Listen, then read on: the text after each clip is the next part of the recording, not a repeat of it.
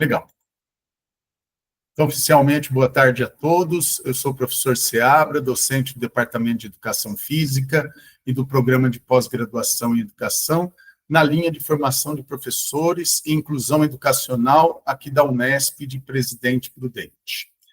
É uma grande honra para mim abrir esse ciclo, né, nessa última conferência nossa, e ver aqui os orientandos, parceiros, amigos, gente de diferentes países, como nós estamos vendo, professores, terapeutas participando, é uma grande satisfação. E aqueles que vão acessar pelo YouTube e que, de forma assíncrona, assistirão nas aulas dos diferentes professores aqui presentes. Bom, como coordenador, quero agradecer a presença de todos que estão participando nas conferências conosco desde o primeiro dia, do nosso grupo de estudos, pesquisa e inclusão escolar, tecnologia assistiva e atividade motora, o que nós chamamos de GEPTAM. Então, é com alegria que eu dou mais uma vez boas-vindas a todos vocês nesse terceiro ciclo de conferência, e também é a disciplina de tópicos especiais, né, denominada de tecnologia assistiva, modelos do Brasil e de Portugal para produtos, metodologias, intervenção, protocolos e jogos educacionais acessíveis. E é tudo isso que tivemos como conteúdo até o momento. E esse nosso é o 7º encontro do ciclo. E, com prazer, o nosso último encontro, tão significativo como todos os outros. O GEPTAMA está completando quase 15 anos de criação, nós estamos nas nossas redes sociais, e é lá que nós demandamos e compartilhamos formações, encontros, estudos, pesquisa, e nós estamos alocados aqui, num laboratório, né, num espaço que nós temos, que é um laboratório de tecnologia assistiva, inclusão e adaptação, e ele fica aqui na Unesp de Presidente Prudente, né, na divisa aqui entre o Paraná e Mato Grosso, no canto do estado de São Paulo.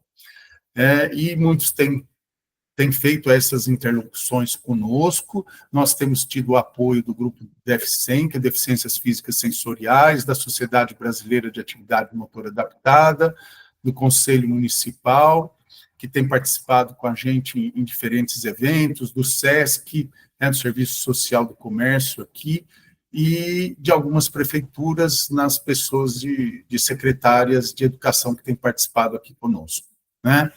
Bem, pessoal, qual que é a nossa linha de pesquisa, que é importante que a gente fale aqui? Nós trabalhamos com a educação especial nessa perspectiva de inclusão, meios terapêuticos, esportivos e educacionais. O grupo investiga sobre o uso e a funcionalidade de recursos de tecnologia assistiva, que é a nossa grande área, na modalidade colaborativa, visando desenvolvimento e treinamento de funções executivas. Nós utilizamos como objeto de intervenção e avaliação jogos analógicos, jogos digitais, como os de plataforma livre, de realidade virtual, e para capacitação de professores em meio à colaboração, voltados a estudantes do público-alvo da educação especial. Por fim, eu quero agradecer aqui oficialmente aos membros da comissão organizadora, as professoras Ana Paula Donadon, Cristiane Cardoso Silva, Maria Luísa Salzani Fiorini, que desde o começo operacionalizaram todo o sistema de divulgação, inscrição e certificação online. Então, minha gratidão pelo zelo de vocês, pelo carinho com esse evento. E aproveito a oportunidade para agradecer aos conferencistas, que foram os professores Dr. José Pedro Ferreira e Maria João Carvalheiro, da Universidade de Coimbra, de Portugal, a professora doutora Cícera Malheiro, da Unifesp, a professora doutora Carla Lourenço, do Instituto Politécnico de Viseu, e agora conosco a professora doutora Madalena Batista, da ESEC, do Instituto Politécnico de Coimbra, de Portugal.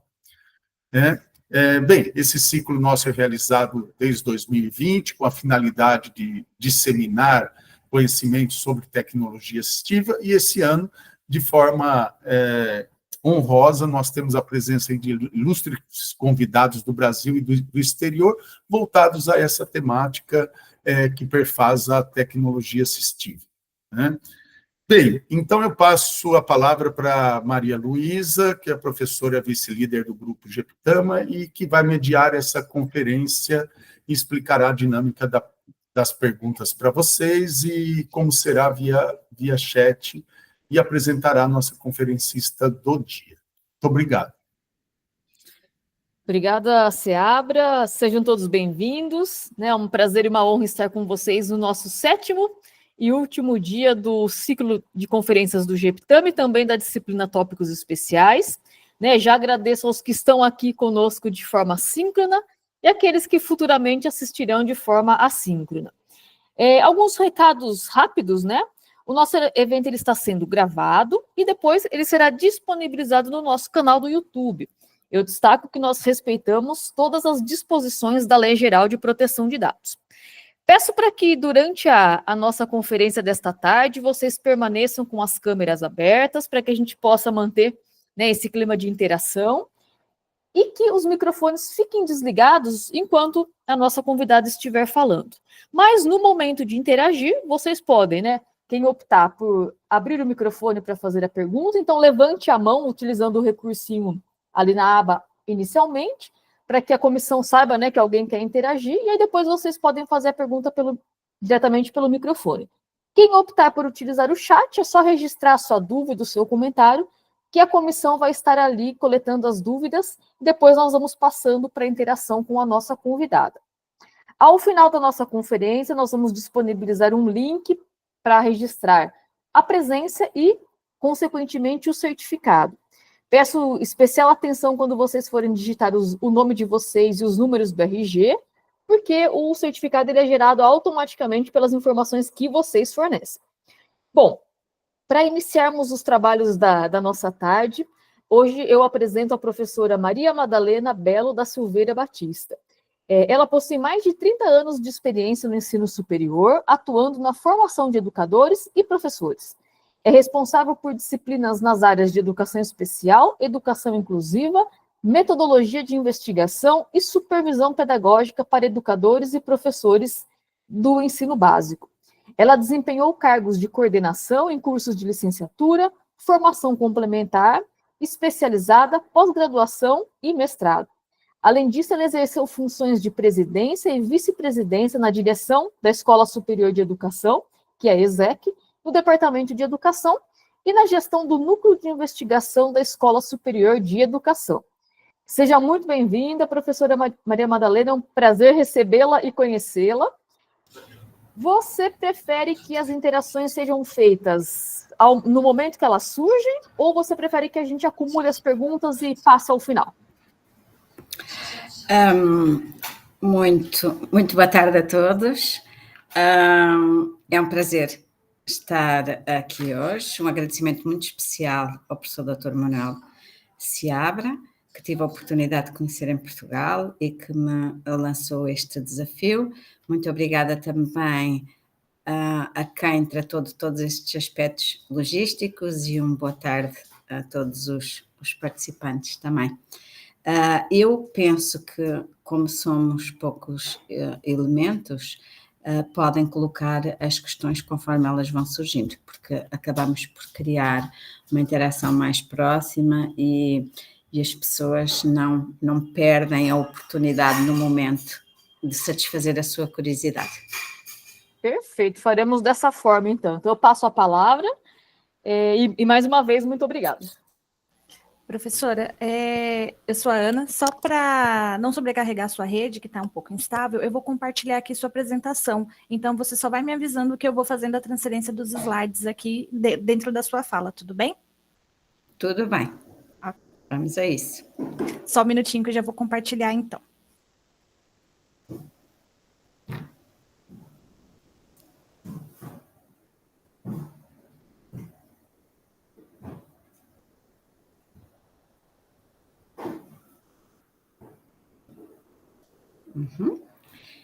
Penso que já conseguem visualizar, certo? Todos. Bom. Estamos sim. Então, estou aqui hoje para falar do modelo de formação de professores e o perfil do professor de educação especial na perspectiva da educação inclusiva em Portugal. Vou falar deste modelo de formação de professores e do perfil do professor de educação especial à luz da nova perspectiva educativa e da nova legislação que existe em Portugal, porque senão teríamos que fazer aqui uma revisão histórica de toda essa formação que foi sofrendo algumas alterações ao longo dos anos. Peço para mudar, por favor.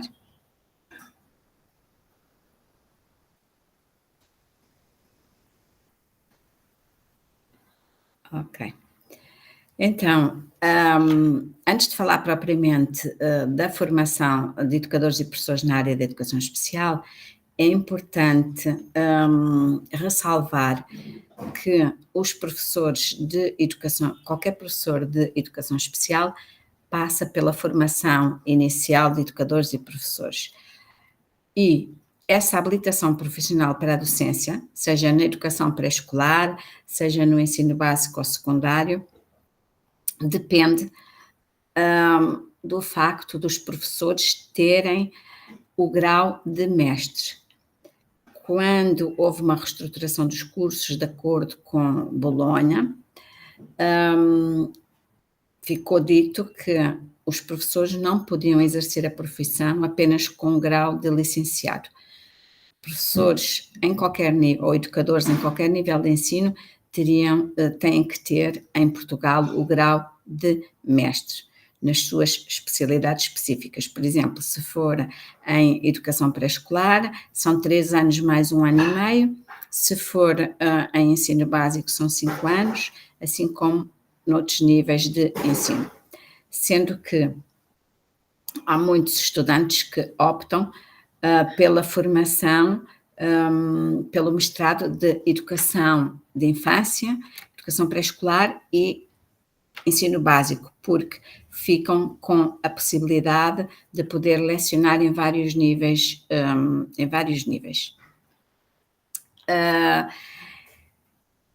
E isso é, de facto, um requisito específico, porque se fizerem apenas os 3 anos da licenciatura, ficam com uma licenciatura em educação básica que lhes permite exercer funções, mas não como docentes. Peço para mudar o slide, por favor. O que é que acontece a nível da formação inicial?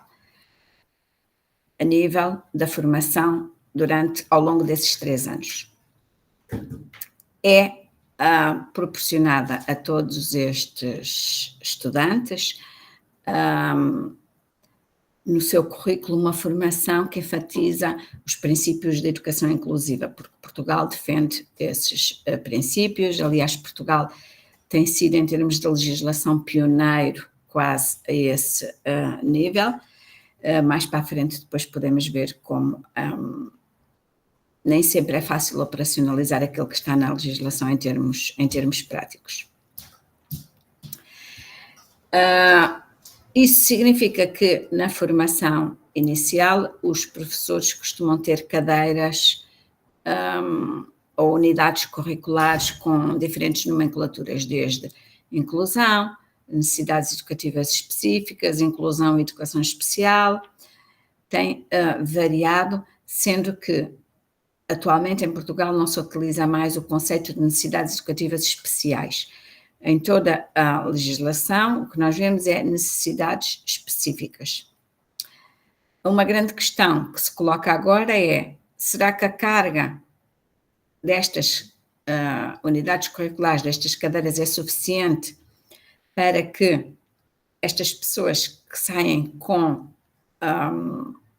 habilitação para a docência consigam apropriar-se da filosofia subjacente ao decreto-lei, que é a educação inclusiva, e para intervir numa turma com crianças com necessidades educativas específicas?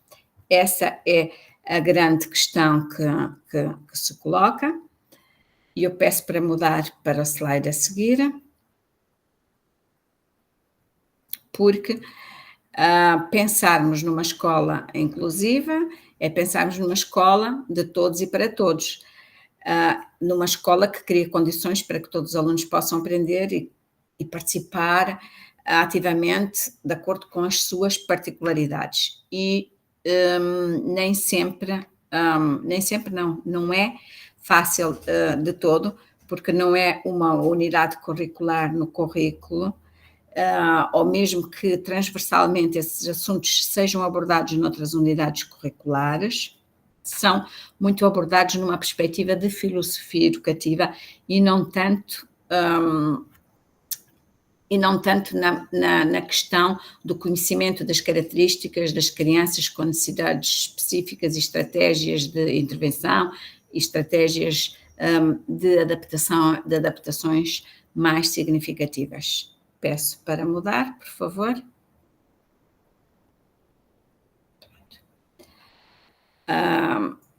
E, de facto, este conceito de educação inclusiva é mesmo muito abrangente, cada vez mais, e sentimos isso em Portugal, porque, como sabem, há muitos movimentos migratórios para Portugal, temos crianças e jovens nas escolas a falarem línguas maternas completamente diferentes do português, temos crianças com problemas sociais, mas nesta exposição que eu aqui estou a fazer hoje, nesta apresentação e nesta discussão que vamos ter, irei centrar mais num grupo em especial, que são as crianças com necessidades educativas específicas. E nós sabemos que estas crianças são potencialmente as crianças que pertencem a grupos mais marginalizados e excluídos, ou que pertenceram durante muito tempo, embora exista a legislação, embora Portugal tenha feito grandes esforços nesse sentido, mas a formação que os professores têm, e daí a escolha deste tema da formação de professores, é decisiva para este processo de inclusão. Peço para mudarmos para o slide seguinte, por favor. E a legislação portuguesa, no que diz respeito à educação inclusiva, peço para passarmos para o slide seguinte, baseia-se em 2 decretos-lei, que é o 54 e o 55. Estes 2 decretos-lei conjugados é que dão uma visão mais abrangente da educação inclusiva e equitativa em Portugal. Aqui é muito valorizada a questão da diversidade, da eliminação de barreiras ao sucesso educativo de todos os alunos.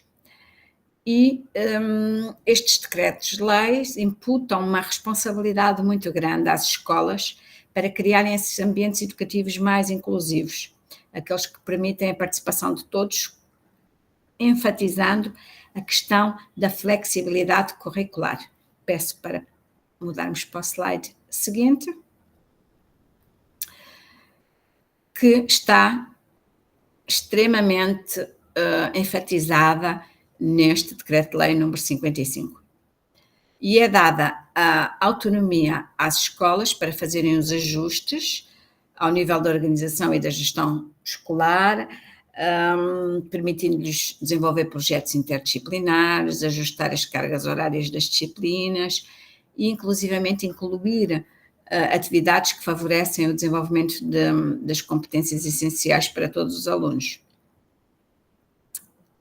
E, conjugado com este Decreto-Lei, surge o Decreto-Lei 54, e peço para mudarmos para o slide seguinte.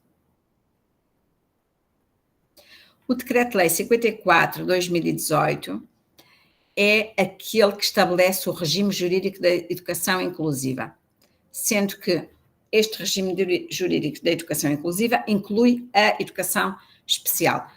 Aqui nós podemos encontrar nesta legislação, que também tem um manual de apoio e que está, quer esta legislação, quer o manual de apoio estão disponíveis online, e é aqui que são estabelecidos os princípios e as normas que garantem a inclusão. E este decreto-lei, passado pouco tempo, cerca de um ano de ter começado a ser implementado, sofreu algumas alterações através da Lei 116 em 2019, no sentido de reforçar o papel do professor das famílias, do professor de educação especial, da comunidade, algo que não tinha ficado assim tão enfatizado e que havia necessidade de realçar e esclarecer. E o que é que esta legislação trouxe assim de mais diferente? É que na legislação anterior em Portugal enfatizava-se muito uma classificação com base na CIF, em critérios muito específicos. E esta nova legislação afastou-se muito dessa ideia, dizendo que não é necessário rotular ou categorizar as crianças para se poder intervir. É preciso conhecê-las, mas não necessariamente rotular, dizer qual é o diagnóstico médico daquela criança. O que este decreto-lei enfatiza, em conjugação com o 55, é que, de facto, o importante é que todos os alunos possam ter acesso ao currículo, através de determinadas medidas. Peço para mudarmos de slide, por favor. Através de determinadas medidas. E este Decreto-Lei 54 de 2018 assenta sobretudo em duas grandes opções metodológicas, que é a abordagem multinível no acesso ao currículo, e já vou explicar em que é que consiste, mas provavelmente também já terão ouvido falar da pirâmide invertida no que diz respeito às medidas de apoio, e o desenho universal para a aprendizagem. São estas as duas grandes opções metodológicas. No que se refere à abordagem multinível, peço para passarmos para o slide seguinte.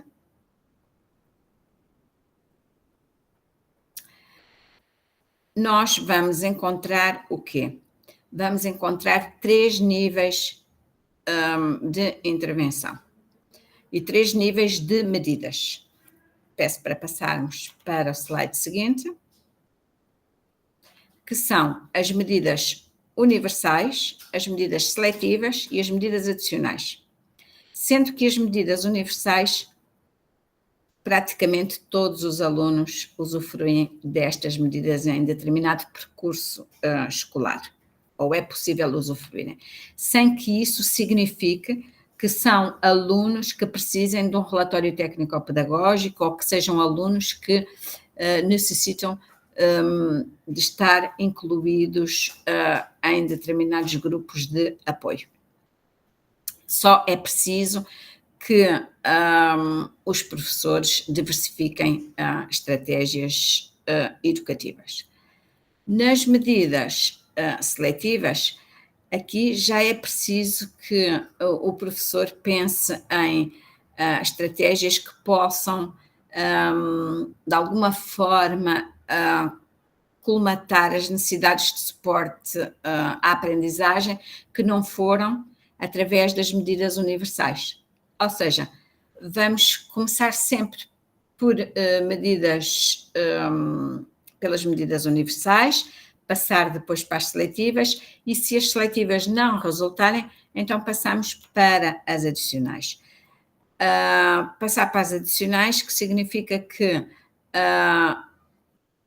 estes alunos têm dificuldades acentuadas e persistentes ao nível, não são dificuldades temporárias, são dificuldades que se vão prolongar ao longo da escolaridade, ao nível da comunicação, interação, a componente intelectual, e aí vai ser necessário o uso de recursos especializados de apoio à aprendizagem e à inclusão. Sim? Ok. Pronto.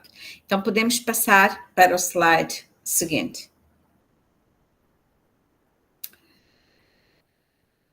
Estas medidas, claro que implicam mudanças, não é só a nível da sala de aula. é na organização da escola, na tomada de decisões e na ação educativa. Portanto, tem esta característica de ser algo que tem que ser operacionalizado ao nível da escola.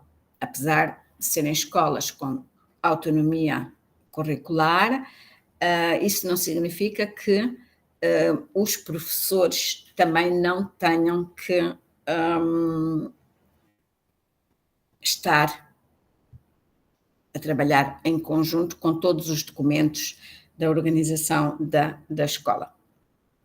E então, essas medidas de gestão escolar curricular que são tomadas são as acomodações curriculares, chamadas acomodações curriculares, que incluem adaptações curriculares não significativas e adaptações curriculares significativas. E vamos ver no slide seguinte o que é isto das adaptações curriculares não significativas e das adaptações curriculares significativas. Nas adaptações curriculares não significativas, o que vai acontecer é que essas adaptações que são feitas não vão comprometer as aprendizagens que estão previstas nos documentos curriculares. Pode haver algumas adaptações ao nível dos objetivos e dos conteúdos, podem-se priorizar uns em relação aos outros, pode haver necessidade de sequenciar por passos mais detalhados, mas não significa isso que há um comprometimento das aprendizagens previstas nos documentos curriculares. Existe um documento curricular que é a sigla que nós usamos é o PASEL, que é o perfil do aluno à saída da escolaridade obrigatória, que tem uma série de competências e essas competências não ficam comprometidas. Nas adaptações curriculares significativas, vai haver aqui grandes alterações em termos do currículo e por isso vai ter grande impacto nas aprendizagens previstas. Ou seja, pode haver necessidade de introduzir determinadas aprendizagens, outros objetivos, porque a grande finalidade é potenciar a autonomia destes estudantes, o seu desenvolvimento pessoal e o relacionamento interpessoal e não tanto a parte académica em termos das aprendizagens formais. Peço para passarmos ao slide seguinte. E aqui temos algumas medidas que podem ser tomadas nos diferentes níveis. Ainda estamos aqui a falar desta abordagem multinível. Esta abordagem multinível, tal como eu já tive a oportunidade de referir, vamos ter uma abordagem multinível que se vai concretizar através de medidas universais e se estas não forem suficientes, vamos passar para as medidas seletivas. Se as medidas seletivas não forem suficientes, vamos passar para as adicionais. E pode acontecer que os alunos tenham medidas universais e seletivas ao mesmo tempo. Também pode acontecer que tenham seletivas e adicionais ao mesmo tempo. Elas não são exclusivas, podem coexistir de acordo com, por exemplo, as diferentes disciplinas. Peço para mudarmos. As medidas universais, o que é que implicam? Estratégias e recursos, que normalmente são oferecidos a todos os alunos, e o uso de métodos de ensino diferenciados e uma organização do ambiente da sala de aula, de forma também a torná-lo acessível. Como, por exemplo, organizar a sala de aula de forma a garantir a boa iluminação. Se pensarmos em crianças, por exemplo, com uma perda auditiva e que necessitam de fazer leitura labial para poderem captar o discurso não apenas através de eventuais resíduos auditivos que tenham, mas também complementar com a leitura labial, no caso de perdas auditivas, não estou a falar de crianças surdas, mas se fosse de crianças surdas também era muito importante, porque há a presença do intérprete na sala e é preciso, de facto, uma boa luminosidade para que se consigam ver os gestos, para que as crianças surdas também consigam ver os movimentos labiais. Este é um exemplo, assim como a organização do ambiente acessível para crianças com problemas motores, e vocês no GPTama de certeza que têm imensas estratégias e que a nível motor estão muito mais habilitados a falar destas acomodações do que eu propriamente. Podemos passar para o slide seguinte, onde vamos falar das medidas seletivas, e aqui as medidas seletivas podem implicar aulas de reforço escolar para pequenos grupos, para um aluno individualmente ou para pequenos grupos de alunos que têm dificuldades específicas, por exemplo, para um grupo de alunos com dislexia, ou programas de tutoria entre pares, em que os alunos com desempenho mais elevado ajudam aqueles que apresentam dificuldades em determinadas áreas. Isso também é algo que é muito incentivado e que faz parte de um programa de sensibilização a todas as turmas, e há vantagens neste trabalho colaborativo, e estão definidas também estratégias muito específicas, e já foram feitos alguns trabalhos, inclusivamente pelos alunos do mestrado em Educação Especial, que enfatizam este modelo de tutoria entre pares e o modelo colaborativo e de cooperação entre as crianças. Passamos então ao slide seguinte, que nos fala das medidas adicionais, e aqui é que as estratégias necessitam de ser estratégias muito específicas, altamente especializadas e personalizadas, porque destinam-se a crianças com necessidades educacionais ou educativas específicas ou complexas. E aqui é mesmo necessário o apoio de um professor de educação especial. É preciso disponibilizar um professor de apoio para acompanhar um aluno com autismo, por exemplo, e aqui também entra a questão das tecnologias assistivas. É preciso também, e aqui entra com muita força mesmo esta componente das tecnologias assistivas, oferecer dispositivos e softwares assistivos para alunos, por exemplo, e aqui estou a dar um bocadinho de mais relevância às tecnologias assistivas, algumas delas de alto custo, mas as de baixo custo, como o professor Manuel Osmar, que até investe muito nesta área, sabe que às vezes são mais relevantes até do que há algumas tecnologias assistivas de alto custo. Peço para mudar, por favor, o slide. E falámos da abordagem multinível, focando-nos, e penso que a Fernanda levantou a mão. Sim. Não, é porque eu tinha feito aqui a pergunta no chat, porque esses professores de educação especial, eles ficam somente com os alunos da unidade, né? A unidade de educação especial. Não propriamente. Existem, em princípio, estes alunos com as medidas adicionais têm um espaço dentro da própria escola, ok? E estes alunos podem estar juntamente com a turma em determinados momentos, e há outros momentos em que estão com o professor de educação especial. E há crianças que estão, tenta-se sempre ao máximo que a criança esteja que esteja integrada ou que esteja incluída juntamente com os colegas numa turma. Mas há situações... Sim. Não, é porque eu tive na ZAEX, né, atividade de enriquecimento curricular, né, numa escola aqui da educação dos primeiros ciclos, né, do primeiro ao quarto ano, E tinha os dois casos, né, que a professora fala. Então, eu tinha a sala, né, a unidade da educação especial, e tinha também alunos com deficiência incluídos nas turmas... Regulares. Regulares, isso, obrigada, assumiu a palavra.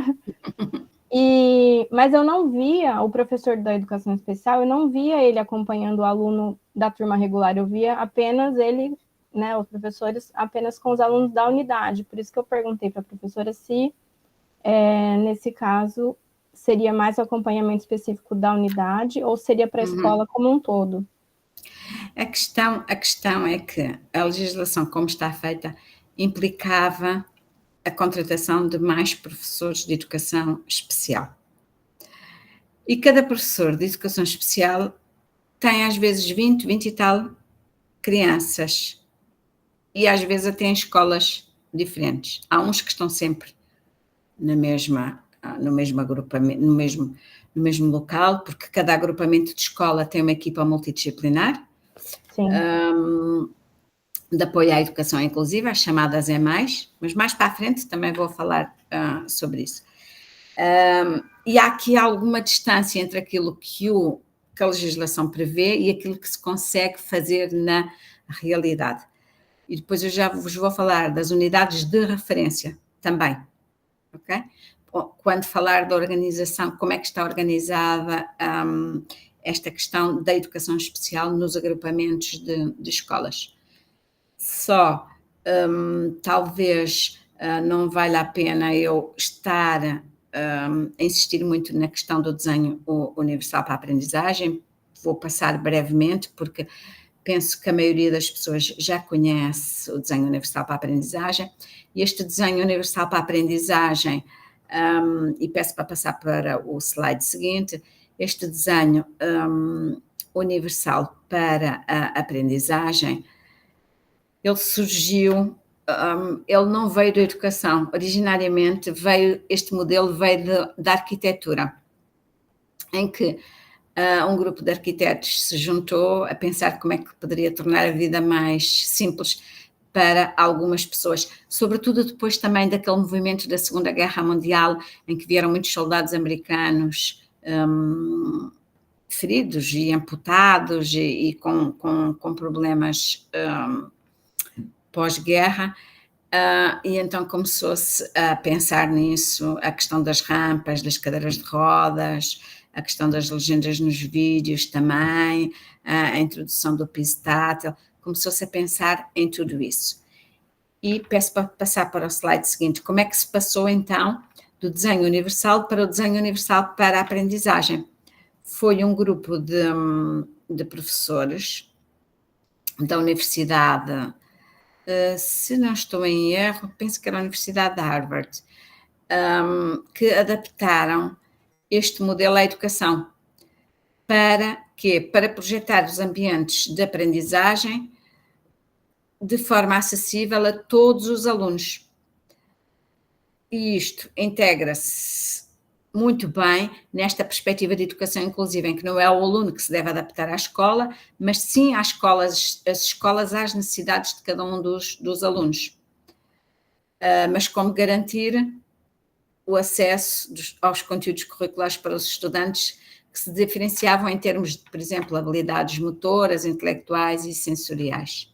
Esta era a grande questão e peço para passarmos para o slide seguinte, porque com o apoio das neurociências foram feitas investigações em que se demonstrou que a aprendizagem do ser humano ocorre a partir de 3 redes cerebrais. A rede de reconhecimento especializada, que é aquela que recebe e analisa as informações, as ideias e os conceitos.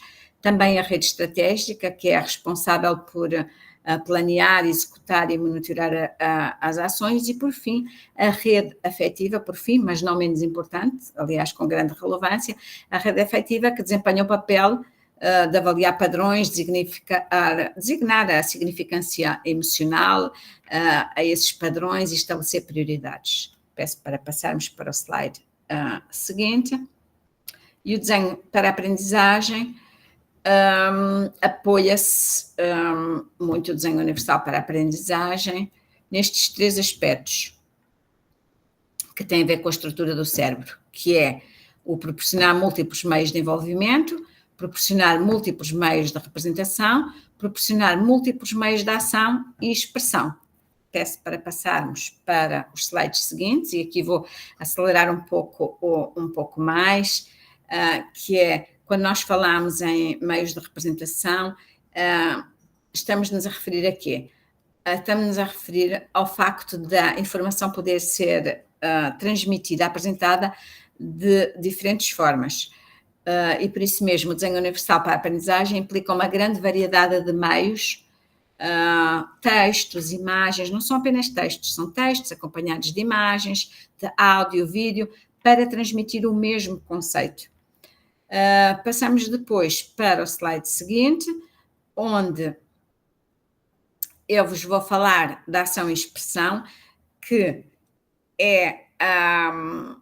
assenta sobretudo na oferta que se deve fazer aos alunos, deles poderem expressar na forma que for mais conveniente aquilo que aprenderam. Podem fazer apresentações apenas orais, podem fazer projetos escritos, podem fazer apenas uma representação visual ou gráfica, ou até mesmo demonstrações práticas. E passamos para o slide seguinte e vamos nos focalizar naquela parte mais afetiva que eu tinha falado, que é do envolvimento, que é criar oportunidades para que os alunos possam sentir que os tópicos que estão a ser abordados vão ao encontro dos seus interesses e que, por isso mesmo, eles podem participar ativamente, seja de que forma for, seja usando o meio de expressão que for. Passamos para o slide seguinte. Esta abordagem, quer multinível, que esta visão, estas 2 opções metodológicas da abordagem multinível e do desenho universal para a aprendizagem, tem muitas implicações. Em termos práticos, requer que os educadores e professores criem esses ambientes de aprendizagem verdadeiramente inclusivos.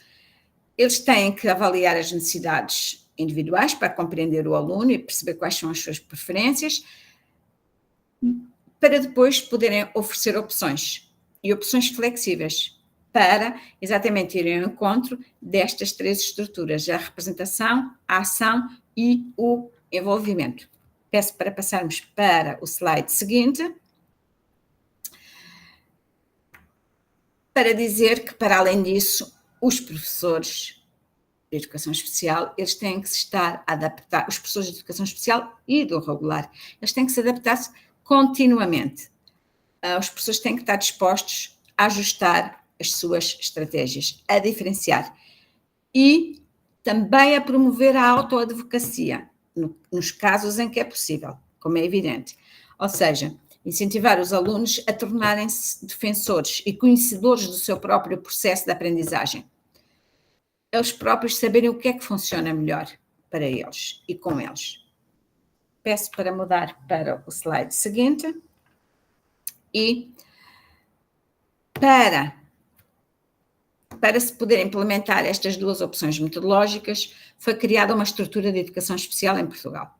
Essa estrutura de educação especial em Portugal consiste na existência de recursos humanos específicos, mas também recursos organizacionais específicos, quer a nível da escola, quer a nível da comunidade, da sociedade. Vamos passar agora para o slide seguinte, onde vamos ver quais são os recursos humanos específicos. São os docentes de educação especial, e que eu ainda não tive a oportunidade de dizer, e mais para a frente vou falar, os professores de educação especial em Portugal não são os professores que têm o nível de mestrado na formação de professores na linha do que vos apresentei logo no início, dos 3 anos, que é uma licenciatura, mais 1 ano e meio ou mais 2. Não, tem uma formação específica que já vou mostrar a seguir. Então, esses recursos humanos específicos contemplam docentes de educação especial, contemplam técnicos de outras especialidades, fisioterapeutas, terapeutas da fala, psicólogos, às vezes outro tipo de técnicos, porque as escolas com autonomia também financeira que lhes é dada também têm a possibilidade de fazer contratações, e ainda assistentes operacionais, que são pessoas de preferência com alguma formação e experiência nesta área, mas que não têm necessariamente que ter nenhuma licenciatura, nenhum curso superior. Estes são os recursos humanos específicos que podem variar em função das necessidades daquele agrupamento de escolas, porque Portugal as escolas funcionam por agrupamentos. Ouve-se muito falar de agrupamentos verticais e de agrupamentos horizontais, no sentido em que alguns têm os vários níveis de ensino e os outros são agrupamentos de várias escolas com os mesmos níveis de ensino. Peço para passarmos para o slide seguinte, por favor. E quais são esses recursos organizacionais específicos? Era aquilo que eu estava a falar há pouco.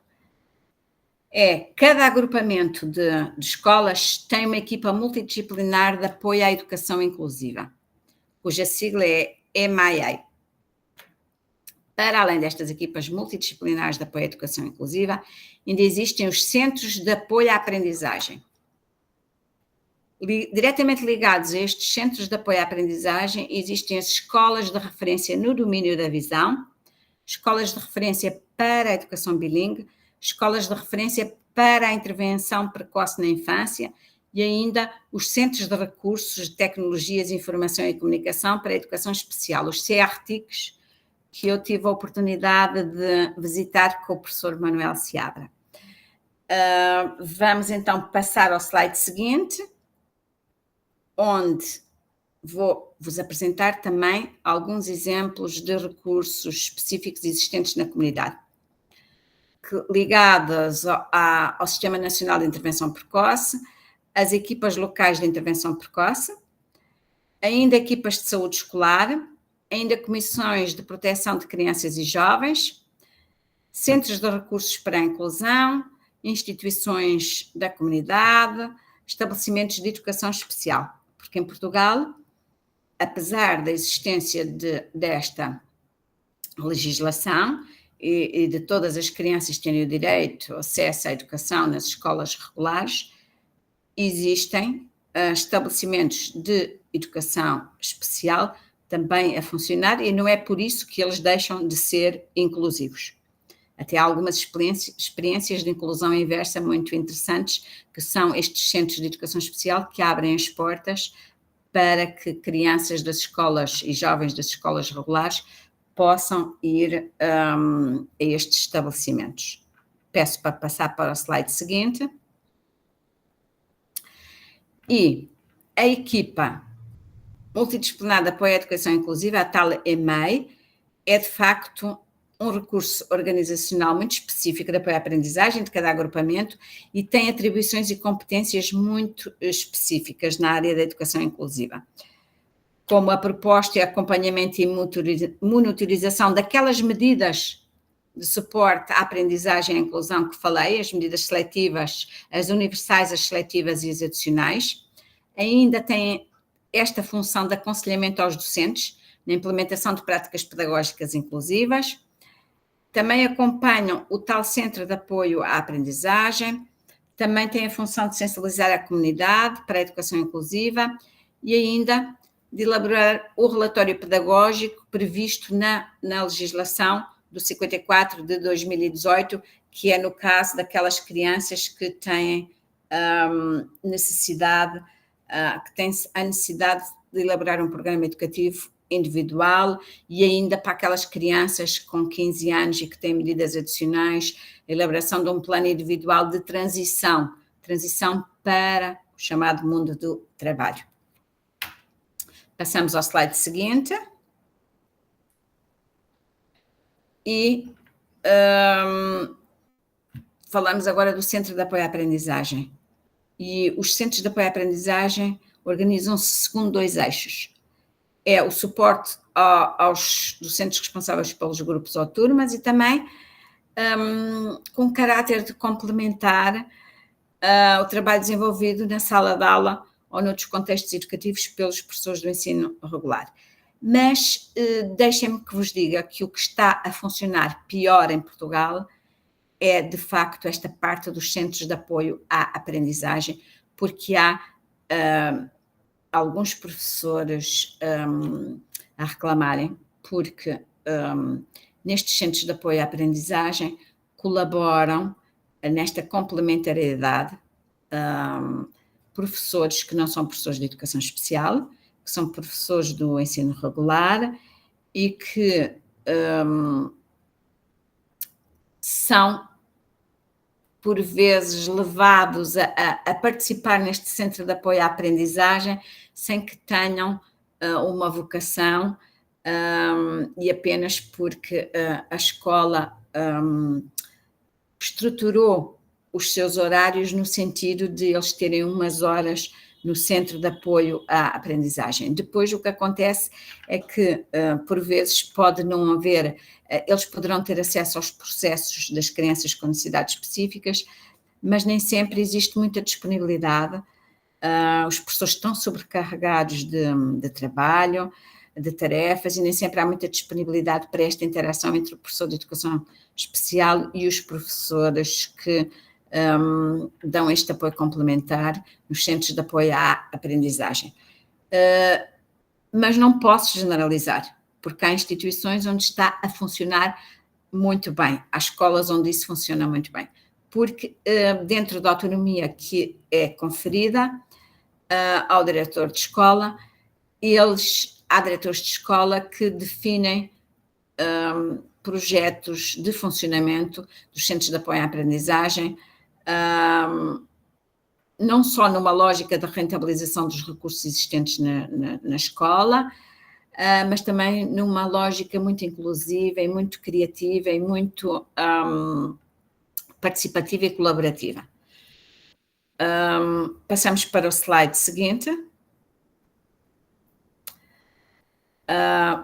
em que aqui o que é que eu queria realçar?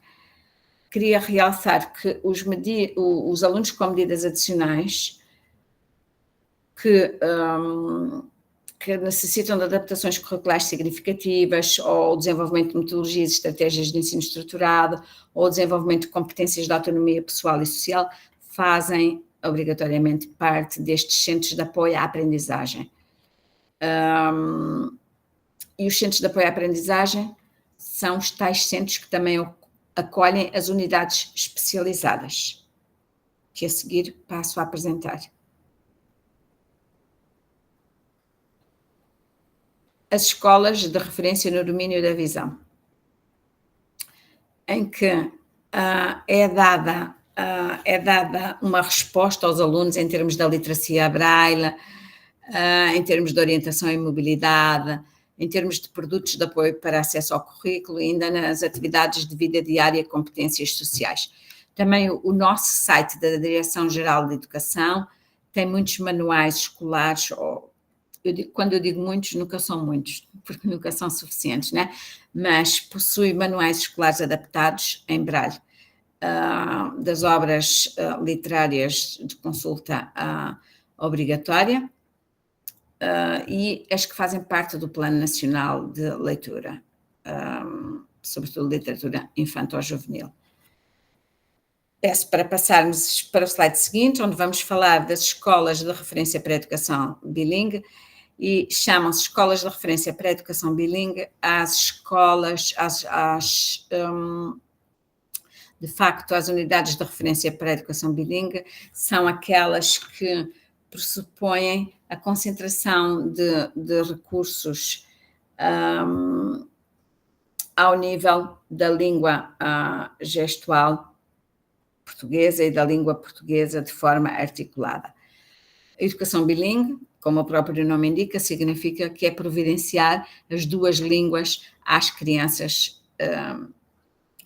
surdas, sendo que para o efeito, são criados espaços de reflexão e formação, numa perspectiva sempre de colaboração entre diferentes profissionais, as famílias e a comunidade, como nós vamos ver já no slide a seguir.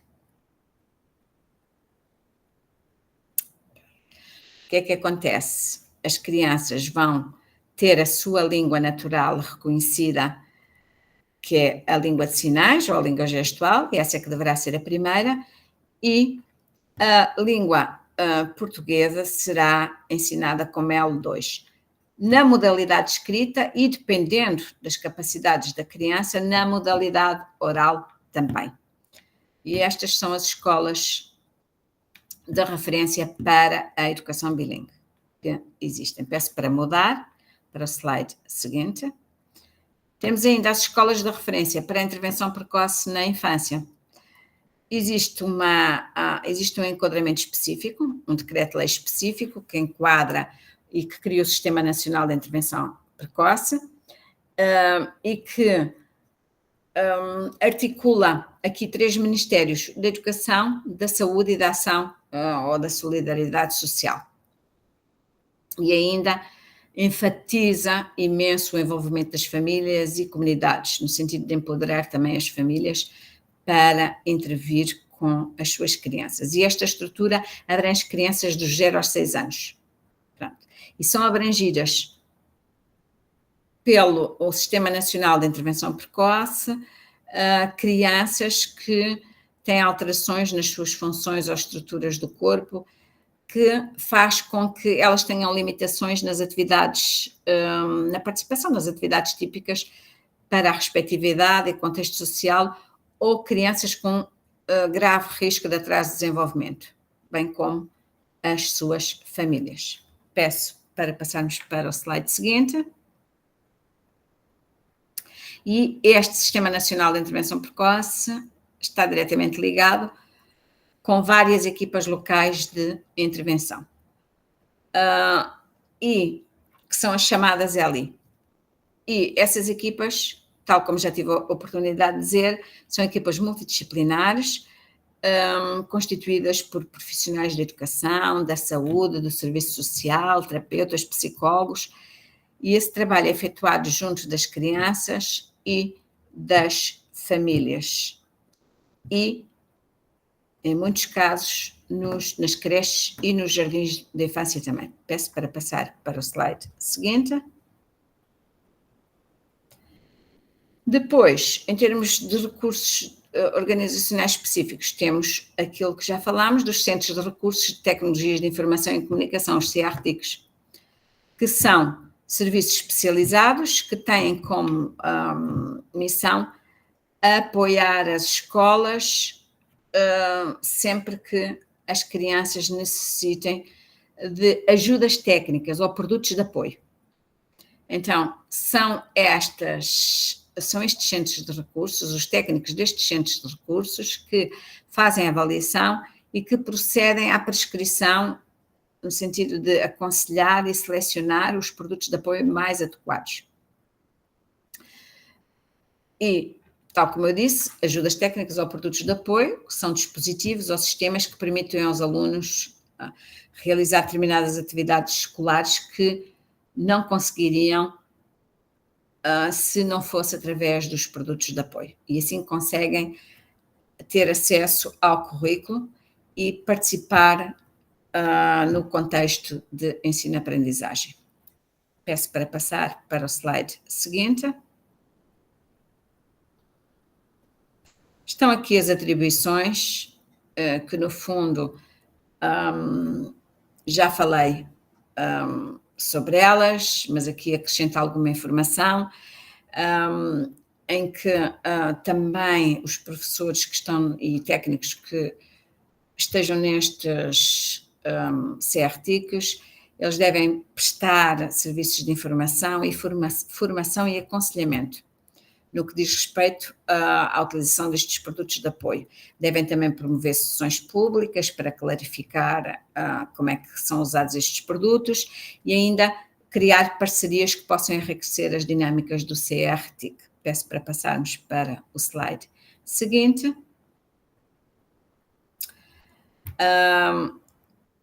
onde eu faço aqui uma afirmação em que para muitos alunos os produtos de apoio são essenciais para ler, escrever ou comunicar, e são. Sem esses produtos de apoio não seria possível. E há muitos produtos de apoio que implicam, de facto, baixas tecnologias, como o exemplo do engrossador de lápis, ou alta tecnologia, como computadores ou dispositivos eletrónicos de comunicação aumentativa, altamente sofisticados e de elevado custo. Peço para passarmos para o slide seguinte, onde eu irei passar a fazer a transição agora de tudo o que foi dito em termos de como é que é a formação dos educadores e professores para o ensino regular. O que é que existe em termos de legislação no que diz respeito à educação inclusiva e educação especial? Quais são as duas grandes opções metodológicas? E então, com este conceito tão abrangente de educação inclusiva e com o facto de existirem tantas crianças com necessidades específicas, é necessário, de facto, refletir qual é o perfil mais adequado para o educador ou professor de educação especial. Porque o Decreto-Lei 54, ele de facto fornece-nos um enquadramento muito jurídico, muito forte e robusto, mas depois, em termos práticos, e por isso escrevi que é na implementação prática das estratégias pedagógicas e dos recursos de apoio que surgem os maiores desafios. Então, qual é que poderá ser o perfil? E peço para passarmos para o slide seguinte.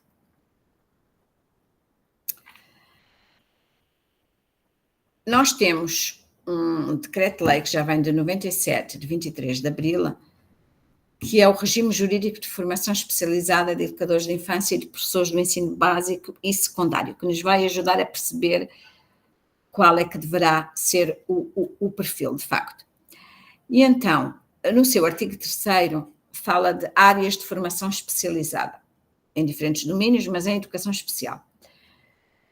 Dizendo que esta formação especializada em educação especial visa qualificar para o exercício de funções de apoio, de acompanhamento e de integração socioeducativa de indivíduos com necessidades educativas e, na altura, em 97, ainda se dizia necessidades educativas especiais. Peço para passarmos para o slide seguinte,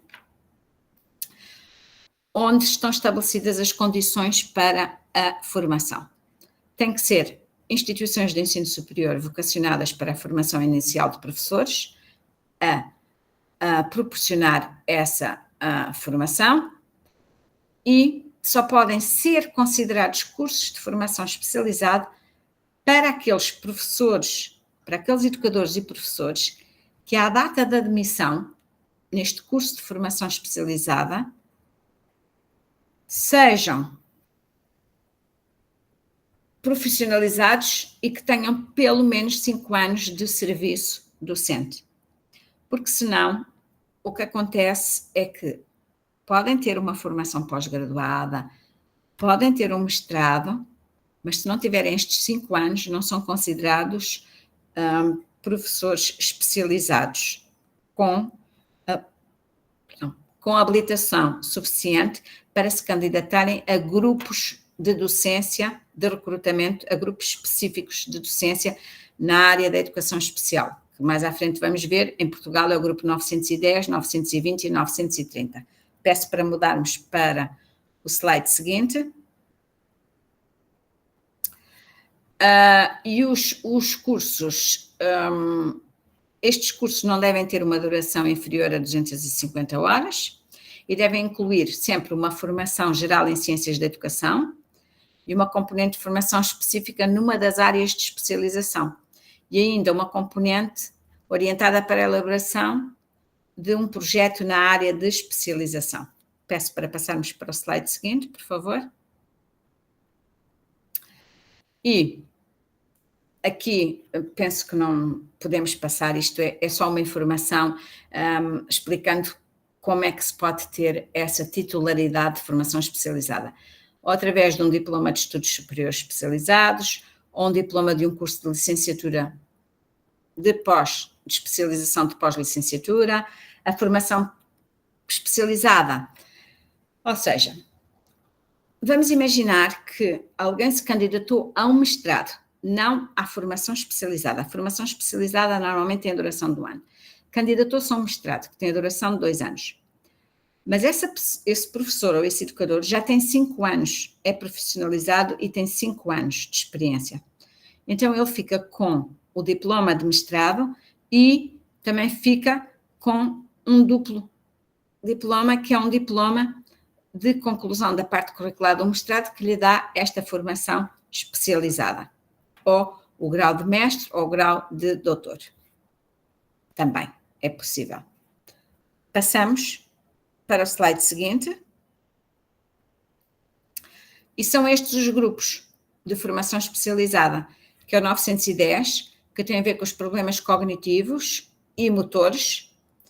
O grupo 920, que tem a ver com a surdez ou os problemas de comunicação, linguagem ou fala. E 930, que tem a ver com a cegueira ou baixa visão. Passamos então para o slide seguinte. E no perfil do professor de educação especial, temos que ter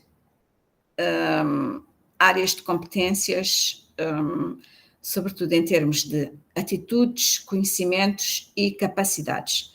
E se pensarmos na educação inclusiva, estas 3 dimensões, a dimensão ética dos princípios e valores, a segunda dimensão, que é a dimensão relativa à implementação de medidas de política educativa, que é o conhecimento também das filosofias e da legislação, e a dimensão respeitante às práticas educativas é extremamente importante. Então, vamos ver no slide a seguir.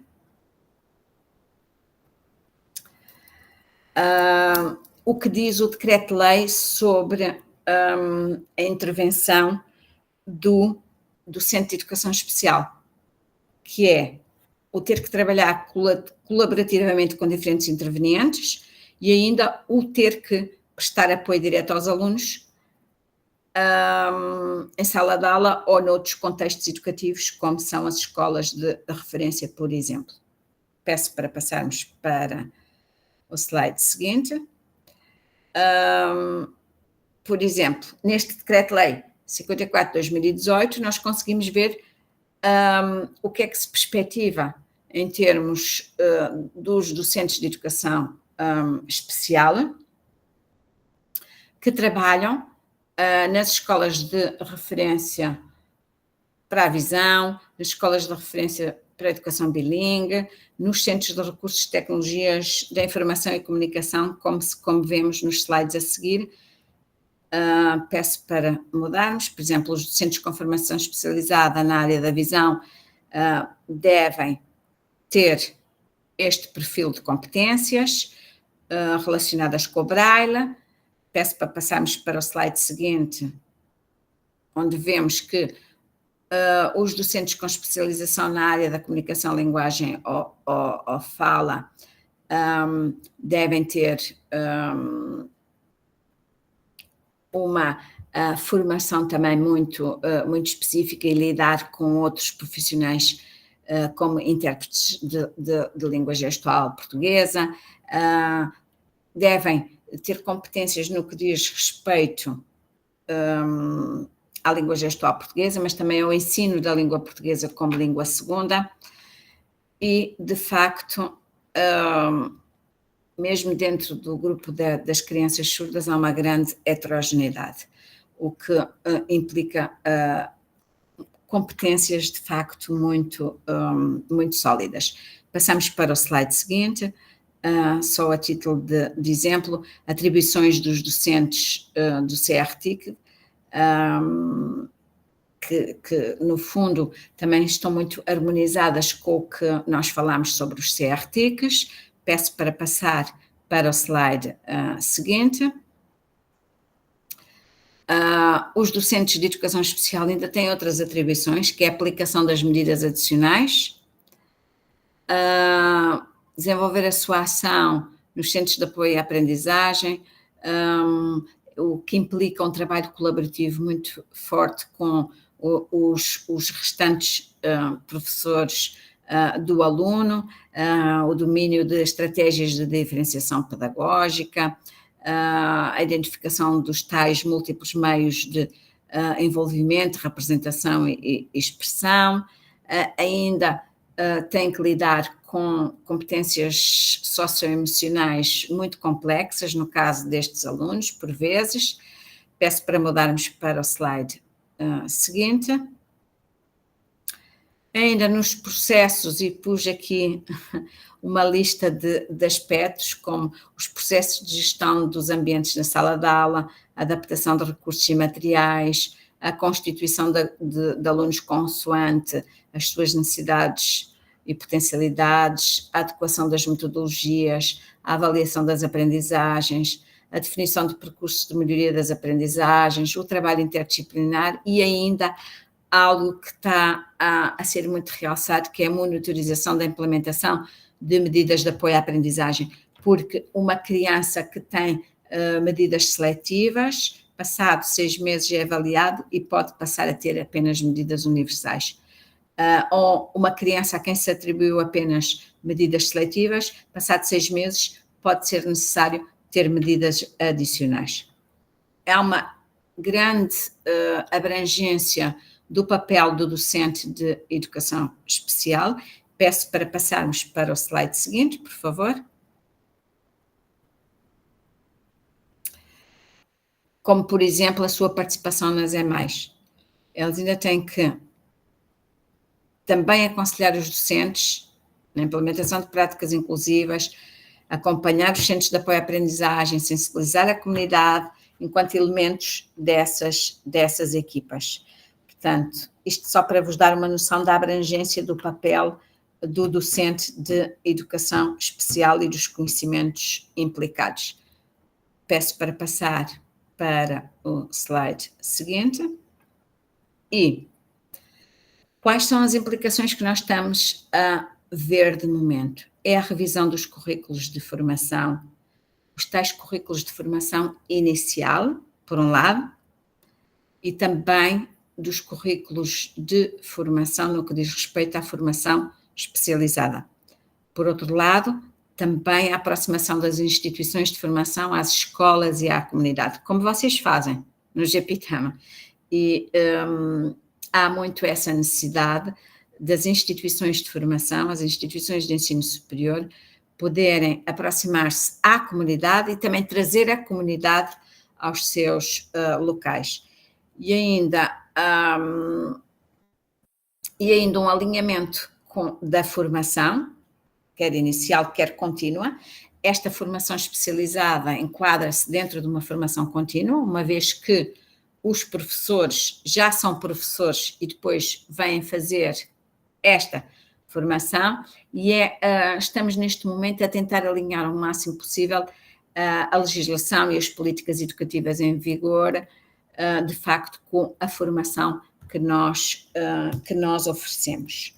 Peço para passar para o slide seguinte, que é o slide final, onde eu vos agradeço por me terem ouvido falar, se calhar por vezes a um ritmo um pouco acelerado, mas também com algum receio de estar a dar-vos informação muito detalhada, que poderia não ser aquela que mais vos interessaria. Portanto, por isso mesmo dei-vos uma perspectiva da formação de educadores e professores em Portugal, aqueles educadores e professores que são colocados no ensino regular, uma perspectiva da legislação e de como é que está organizada a educação especial, para depois então passarmos às atribuições do docente de educação especial,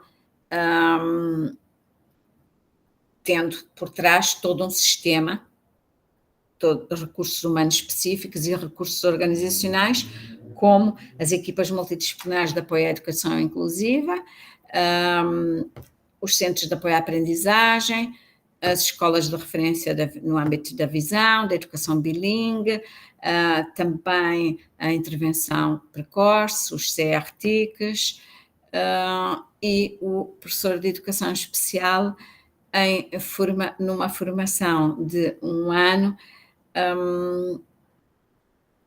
pensamos nós que, bem estruturada, tem a capacidade de poder continuar a sua formação, porque a aprendizagem faz-se ao longo da vida e não é uma formação especializada que nos capacita para o resto do exercício dos anos que nos restam da nossa atividade pedagógica, como é evidente.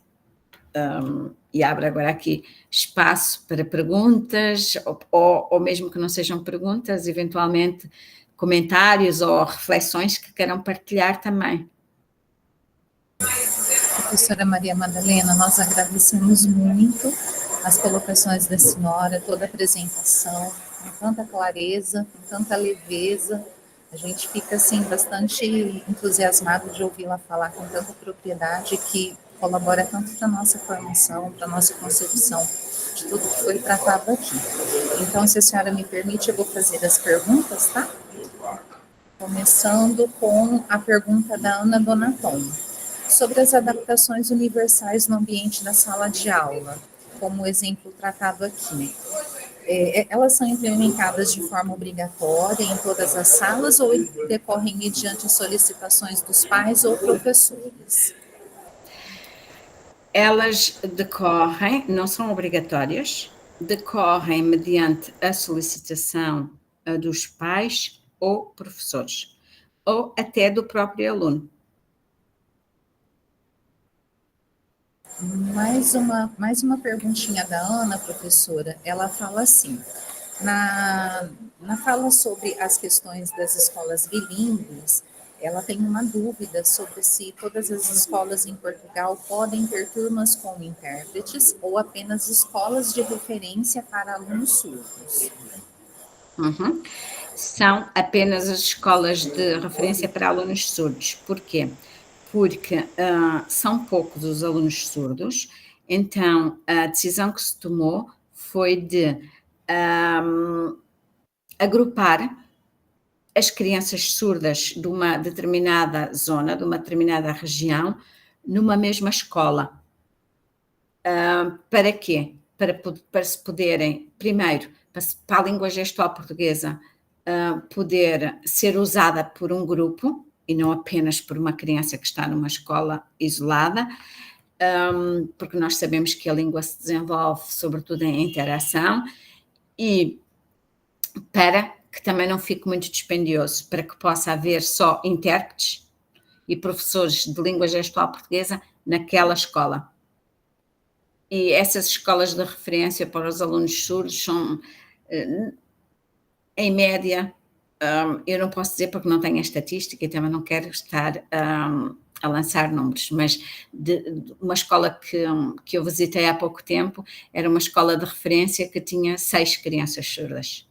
Portanto, esse é um número reduzido, e porque agora também há o desafio das crianças surdas com implantes cocleares, e nestas escolas de referência de educação bilíngue são os pais que optam por um currículo todo em língua gestual portuguesa ou não.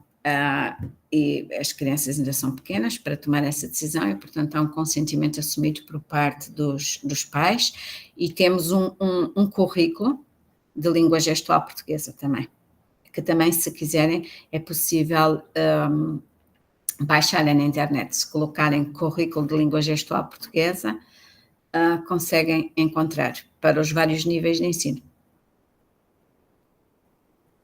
O professor Seabra tem também uma colocação para fazer. Professor, por favor. Uhum. Bom, em complementação, primeiramente, parabéns, professora. Acho que foi bem esclarecedor.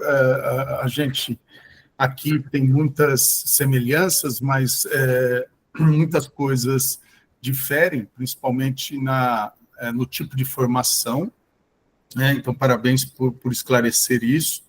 Eu acho que é uma questão comum a todos nós, uma dúvida, né, comum, como que se dá a formação em Portugal. E aí vem a minha pergunta, né? por que você considera que a inclusão em Portugal é tida como uma referência, né? Pelo tempo de permanência dos alunos na escola ou por outros motivos agregados? Acho que em Portugal a educação inclusiva é uma referência, em primeiro lugar, pela inovação e alinhamento com políticas internacionais no que diz respeito à educação inclusiva. Portanto, temos sempre legislação muito forte e temos sempre uma grande vontade de operacionalizar, mas ainda existem barreiras e obstáculos à educação inclusiva, sendo que temos contextos verdadeiramente inclusivos e outros contextos menos inclusivos, e nós sabemos que isso se deve a muitos aspectos, mas eu que estou associada a uma instituição de formação de professores, valorizo muito esta parte da formação, porque acho que se as pessoas se sentirem seguras, se tiverem conhecimentos muito concretos para diferenciar, para aplicar estratégias específicas, para propor a organização do ambiente de forma mais inclusiva, para trabalhar de forma colaborativa, se tiverem bastantes conhecimentos no que diz respeito a estas questões do desenho universal para a aprendizagem, e o desenho universal para a aprendizagem muito associado aos aspectos das ajudas técnicas e dos produtos de apoio, também é muito importante e nem sempre também é suficientemente valorizado. Eu própria que estive na origem da criação da formação especializada, nós inserimos uma unidade curricular chamada Sistemas Aumentativos e Alternativos de Comunicação, o que significa que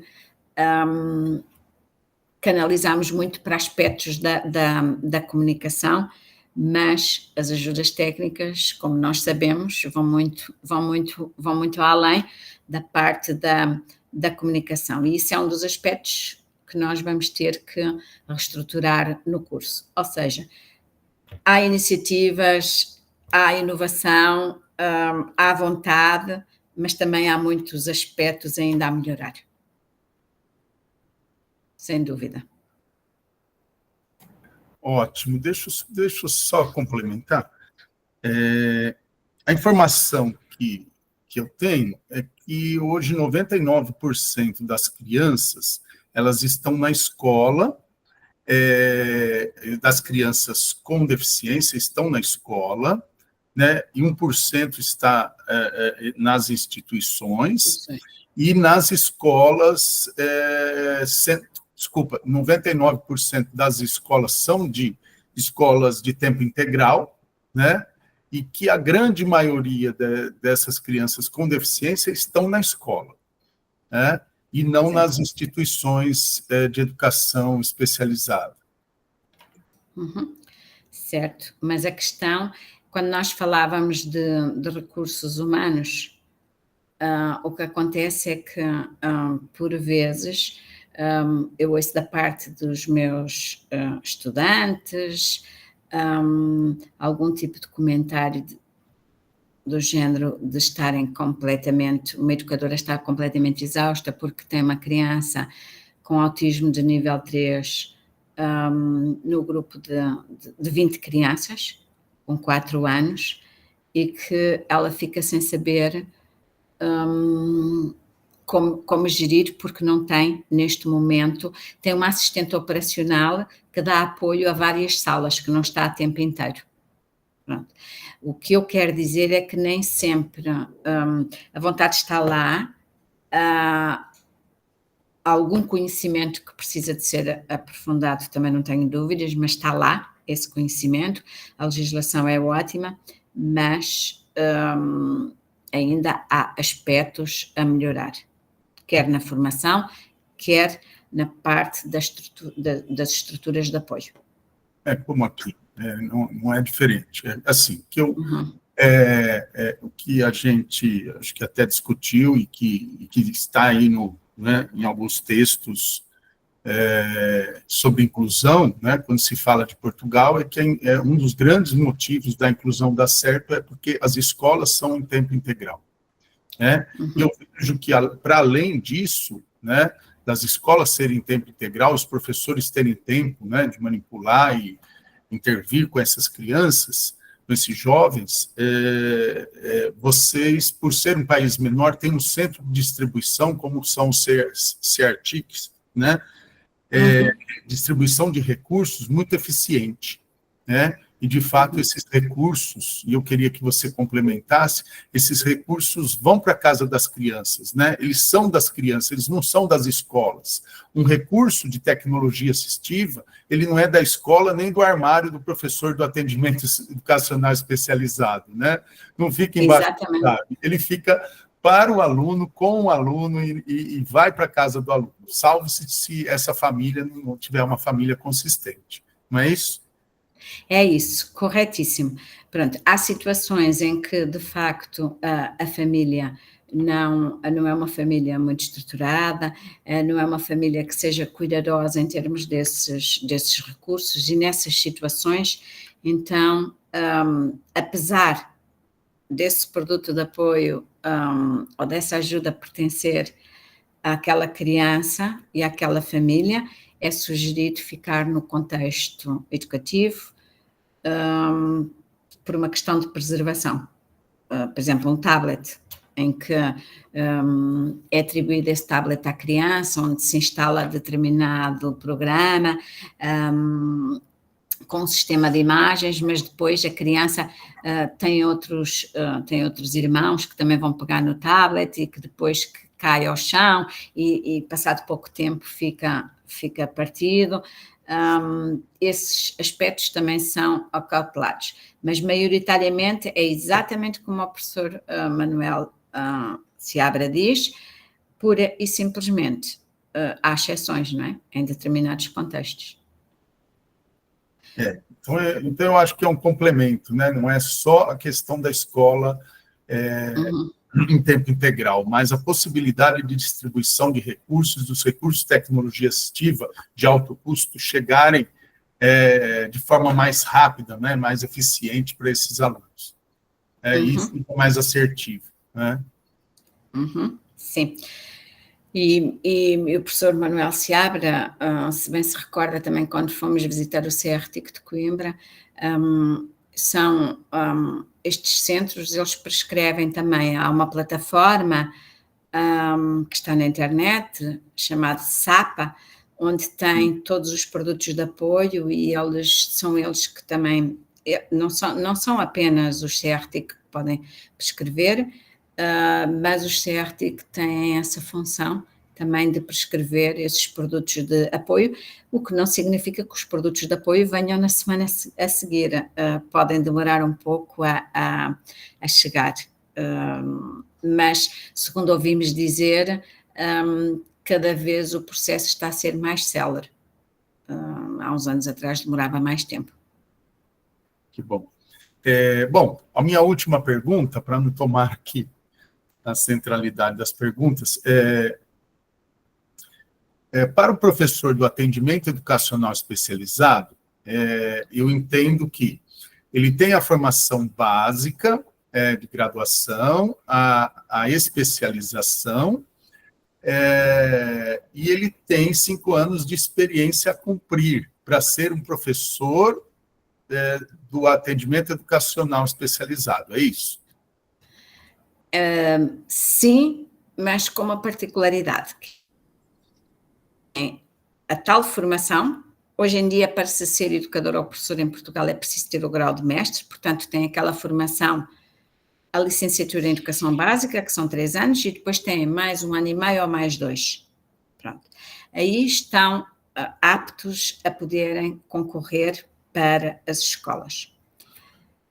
Para ficarem com o título para entrarem para a formação especializada, eles têm que ser profissionalizados, tendo 5 anos, e ter 5 anos de experiência antes de fazerem a formação especializada. Só depois é que podem fazer. Puxa. Então, olha quanta coisa, né? Então, a gente poderia dizer assim, né, que a educação inclusiva tem dado certo, porque essa formação é extremamente exigente para o professor do AEE. O professor do AEE chega com domínio, com uma experiência prática, né, uma experiência teórico-prática muito fortalecida, né, na sua atuação. O tempo da escola é integral, e a eficiência dos recursos, a distribuição dos recursos tem sido mais célere a cada ano que passa. Então, nós temos um conjunto de elementos que, de fato, colocam Portugal como uma referência na educação inclusiva. E, mesmo assim, vocês aí têm uma série de críticas com relação a essas instâncias, que elas poderiam ser melhores ainda, né? Então, eu só queria sintetizar que quantas coisas que vocês foram conquistando para que a escola não seja um lugar de depósito do aluno, mas que seja um lugar de formação mesmo. Isso é muito bom, muito bom. Parabéns por isso. Eu acho que eu sigo com a Cristiane aqui nas perguntas. Professora Madalena, a Fernanda Carolina, nossa amiga do Getamo, ela relata aqui uma experiência que teve, dizendo que acompanhou um aluno autista em atividades de tempos livres, por pedido dos pais, conseguiram via Câmara Municipal. Havia 2 monitoras do atendimento dos tempos livres, e ela ficava especificamente com essa criança, auxiliando, intermediando a interação dele nas brincadeiras com as demais crianças. Então, colocando aqui para a gente o relato da sua experiência. Exato, e muito obrigada por esse contributo, porque as crianças têm um determinado horário e depois podem ficar num tempo extra nas atividades extracurriculares. Essas atividades extracurriculares estão a cargo, essencialmente, dos municípios, das câmaras municipais. E, dependendo dos recursos que o município ou que a Câmara Municipal tem, podem, de facto, providenciar assistentes operacionais para estarem a coadjuvar quem está nessas atividades extracurriculares. Verdade, isso acontece. Mas também depende de município para município. Não só da sensibilidade, mas, sobretudo, dos recursos financeiros. Bom, professora, então eu encerro a parte das perguntas. Caso alguém queira fazer mais alguma interação, fiquem à vontade, com o recurso de levantar a mão ou colocar aqui no chat. Alguma pergunta mais? Pessoal de Angola, querem complementar? Querem fazer perguntas? O Justino, David, são nossos colegas de Angola e parabenizam a apresentação da senhora, tá? O Justino fala que aprendeu muito hoje aqui, o David também disse que foi muito proveitoso o momento, a formação, então agradecem a colaboração da senhora ao nosso evento. Eu é que agradeço. Agradeço, sobretudo, a vossa paciência em ouvir-me num tema tão longo e com tantos slides, mas não quis deixar de abordar os assuntos essenciais e, mesmo assim, já vimos que há sempre um ou outro tema que pode ainda também ser abordado para complementar. Acho que tem a Camila aí. Camila levantou a mão, gostaria de interagir? Não, desculpa, eu apertei sem querer, mas obrigada pela informação. Como as coisas funcionam. Eu agradeço, apesar de não ter ouvido muito bem. Eu acho que ela disse que foi bom saber como funciona muito bem a educação inclusiva em Portugal. Eu acho que foi isso. Justino? Sim, doutor. Professora, nós ficamos muito gratos, aprendemos muito e não temos assim questões a fazer. Nós aqui em Angola, por exemplo, aí o colega Davi é que tem essa linha de pesquisa para o ensino especial. Acho que ele, mais do que eu, deve ter algumas questões. Mas eu queria partilhar uma situação. Nós nessa fase, aqui em Angola, estamos em provas no ensino geral. E eu, por incrível que pareça, hoje escalaram-me numa turma de inclusão. E tinha lá um aluno assim com baixa visão. E eu tive grandes dificuldades em me comunicar com ele, mas pelo que aprendi aqui na aula, comecei a me rever durante o dia o que foi acontecendo comigo. Mas muito obrigado. Obrigada, eu. Professora Madalena. Eu acho que é sempre um desafio, em determinados contextos onde não existem aquilo que nós falamos das ajudas técnicas ou dos produtos de apoio, por exemplo, uma lupa para alunos de baixa visão, a possibilidade de acederem a uma série de recursos e materiais, faz com que o acesso ao currículo para eles seja muito dificultado. E essa questão da adaptação da avaliação é muito, muito importante, porque se não estivermos a proporcionar esse acesso à informação ao estudante, estamos a avaliar as incapacidades e não as capacidades, muitas vezes. Muito obrigada pela partilha. Professora Madalena, segue aqui uma série de agradecimentos do Marcelo Krenak, nosso amigo aqui de Presidente Prudente. O David, mais uma vez, reforça os seus agradecimentos, o Serafim, a Edna também, e ela faz uma colocação, gostaria das contribuições da senhora. Ela diz que está sendo mais um aprendizado para ela e gostaria de saber, numa realidade como a dela, que é de Angola, junto com os demais meninos, Justino e David, né? A Edna, nossa amiga de Angola, pergunta onde, na realidade deles, onde os pais ainda escondem os filhos com necessidades educativas, como podemos proceder? Eles, no caso, na realidade de Angola. Ela prossegue aqui dizendo que eles têm muita dificuldade e ainda tem escolas que continuam com o processo de exclusão e não de inclusão. Eu posso falar da experiência que tenho com Moçambique, porque trabalhei alguns anos em Moçambique como consultora e assessora do Ministério da Educação e também responsável pela questão da elaboração do programa de educação inclusiva. E então as comunidades são muito importantes nestes contextos e são extremamente valorizadas e nós começamos, sobretudo, para haver uma maior aceitação, utilizamos muito a questão da dramatização e dos contos infanto-juvenis para sensibilizar, mostrando que estas crianças podem ter dificuldades a determinado nível, mas também têm muitas capacidades que foram forçados a desenvolver por força das circunstâncias a outros níveis, e essas dramatizações, essas histórias infanto-juvenis contadas na comunidade são ótimas para criar um espaço de diálogo e começar a haver uma atitude mais positiva face a estas crianças. Mais do que grandes discursos técnicos ou científicos, é precisamente através da dramatização e dos contos infanto-juvenis que se consegue começar a mudar mentalidades e atitudes.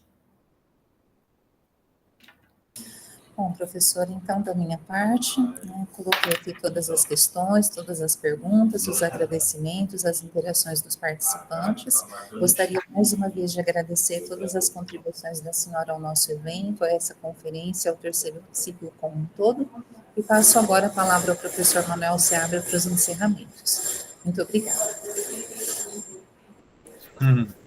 Que bom, que tarde boa. Obrigado, professora. A professora Madalena me acolheu gentilmente em Portugal, lá especificamente em Coimbra. Tive acolhimento também da professora Carla, que está aqui, além de outros professores. Obrigado pelo carinho, obrigado pela gentileza de trocar com a gente esses minutos tão preciosos, que, principalmente estando em Moçambique, pela dificuldade de conexão e tudo mais. Obrigado pelo deslocamento até a casa da sua amiga, de estar aí gentilmente falando com a gente. É um tema importante. Por quê? Porque a gente se identifica em muitas coisas e a gente vê o quanto nós temos a avançar. Acho que dos dois lados, Mas nós, em termos de Brasil, precisamos avançar em formação. Nós migramos muito para o ensino à distância e deixamos o ensino presencial sem uma consistência, E aí as nossas licenciaturas foram perdendo conteúdo, De 4 anos passamos para 3, não exigimos experiência inicial, e aí quando o professor chega na escola, chega com muitas dificuldades práticas principalmente, Então, nós percebemos que há aí uma distância, na formação que nós estamos proporcionando aqui e o que nós precisamos, de fato, fazer na licenciatura. Há alguns movimentos por parte do Ministério da Educação aqui em mudar o ensino à distância, valorizar o ensino presencial nas licenciaturas, e mudar a forma de exigência dos professores especializados. Então, nós, de fato, precisamos rever isso. E fica bem claro na fala sua, Madalena, que nós precisamos fortalecer isso pela legislação mesmo, E eu acho que as iniciativas nossas, de professores das universidades que aqui estamos, professores discentes aqui de doutorado, de mestrado, que serão futuros professores, precisamos combater isso e precisamos incentivar essa mudança de legislação no nosso país, para que as licenciaturas sejam fortalecidas. E hoje nós temos perdido licenciaturas para os bacharelados de forma crescente, não há mais licenciatura nas particulares, e sim os bacharelados. Os particulares estão com um número bem reduzido de alunos e de ofertas de cursos em bacharelado,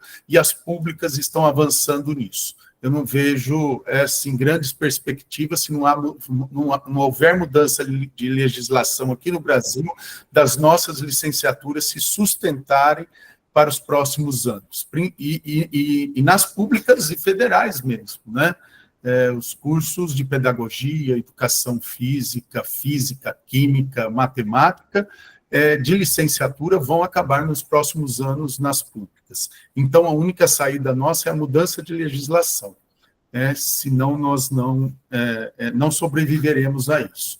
E quando se fala de educação especial, a gente pensa que, além da mudança de legislação, a mudança de formação que nós temos que dar a esses professores, porque a gente vê muitos pedagogos chegando na escola com muita dificuldade de receber essas crianças. Por isso que aqui no Brasil ainda nós temos um número bem elevado de crianças nas instituições, só nas instituições, e não todas as crianças, na sua totalidade, nas escolas. Isso é mesmo por conta da dificuldade dos professores acolherem essas crianças na escola e talvez a falta de escolas em tempo integral também. Então, ficou muito claro para a gente isso. Eu acho que esse é um debate que daria um fórum de debates, daria um momento de discussão, e até, não sei se será público ou não,